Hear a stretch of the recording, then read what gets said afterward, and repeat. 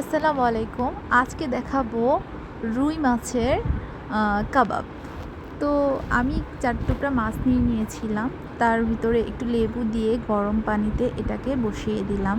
তো মাছের কাটার কারণে আমি একটু কমই খাই। তো যাই হোক, ভাবলাম আজকে কাটা ছাড়িয়ে মাছের কাবাব বানিয়ে ফেলি। তো এটা হলুদ আর লেবুর চোকলা, লেবুর রস দিয়ে ভালো করে একটু গরম করে নিব। মাছটা একটু সিদ্ধ করে নিব যাতে কাটাটা বাছতে আমার সুবিধা হয়। তো এই তো আমি মাছের এইভাবে করে মানে লেবুর রসটা দিলে মাছের যে বাজে গন্ধটা থাকে সেটা আর থাকে না। তো আমি তারপরে আস্তে আস্তে করে মাছের কাঁটাগুলো বেছে নিচ্ছি। বেছে নিতে হবে, না হলে তো কাবাবে দেখা যায় যে কাটার জন্যই তো খাবো না। তো বেছে নিলাম আস্তে আস্তে করে, প্রত্যেকটা মাছের কাঁটা একদম ভালো করে বেছে নিতে হবে যাতে একটা ছোটো কাঁটাও না থাকে। তো তারপরে আমি এর ভিতরে আলু সিদ্ধ করে নিয়েছিলাম ২ পিস। তো এটাকেই ভালো করে মাছের সাথে ভালো করে এটাকে মিক্স করে নিব।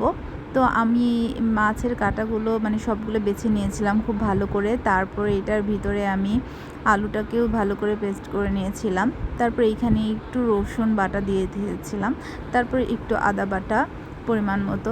তারপরে এর ভিতরে একটু ঝাল হওয়ার জন্য মরিচের গুঁড়া দিয়ে নিব। তারপরে একটু হলুদের গুঁড়া দিয়ে নিব। তারপরে ধনিয়া গুঁড়া, তারপরে একটু জিরা গুঁড়া পরিমাণ মতো, তারপর লবণ দিয়ে নিব। ভালো করে সবগুলো মিক্স করে এটাকে মেখে নিতে হবে। তারপর এটার ভিতরে আমি একটু পেঁয়াজ কুচি দিয়ে নিয়েছিলাম, পেঁয়াজ কুচিটা। তারপর এটাকে ভালো করে মাছটা আর আলুটার সাথে একদম ভালো করে একদম মানে মেখে নিতে হবে, যেন প্রত্যেকটা মাছের গায়ে মানে মশলাগুলো ভালো করে লেগে যায়। তো আমি এটাকে ভালো করে ম্যাশ করে নিলাম।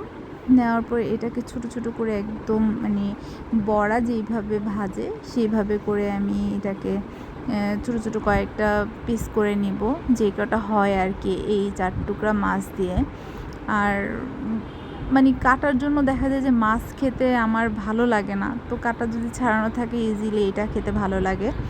তো আমি এই যে এখানে ছোট ছোট বড়া যেভাবে ভাজে সেভাবে করে পেঁয়াজুর মতো করে এটাকে ছোট ছোট কয়েকটা পিস করে নিয়েছিলাম। তো এটাকে তেলটা গরম করে একটা প্যানে ভালো করে গরম করে নিতে হবে। গরম করে তারপর এটাকে সুন্দর করে একটা একটা করে দিয়ে নিতে হবে। এটাকে খুব আস্তে আস্তে করে উঠাতে হবে, না হলে ভেঙে যাওয়ার সম্ভাবনা থাকবে। তো এই যে আমি আস্তে আস্তে করে এগুলোকে উল্টিয়ে নিচ্ছি। এক পাশ ব্রাউন হয়ে গেলে ভালো করে তারপর উল্টিয়ে আর এক পাশ দিয়ে দিব। এইভাবে করে আস্তে আস্তে করে ভাজতে হবে অল্প জালে। এই তো হয়ে গেল আমার রুই মাছের কাবাব।